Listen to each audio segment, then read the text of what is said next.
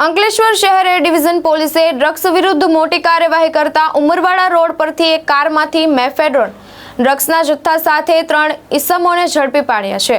પોલીસે drugs, car, bike અને mobile phone સહિત કુલ રૂપિયા 3.76 લાખનો મુદ્દામાલ કબજે કરી વધુ તપાસ શરૂ કરી છે.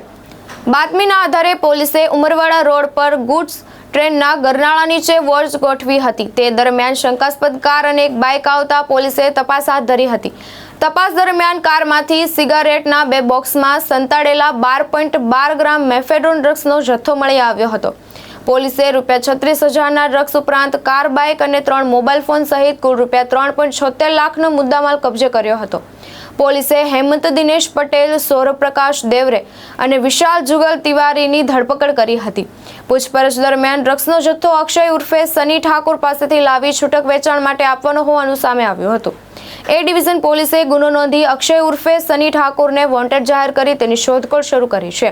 સમગ્ર મામલે વધુ તપાસ હાથ ધરવામાં આવી રહી છે. ધર્મેશ રાણા, દ્રષ્ટિકોણ ન્યૂઝ, અંકલેશ્વર.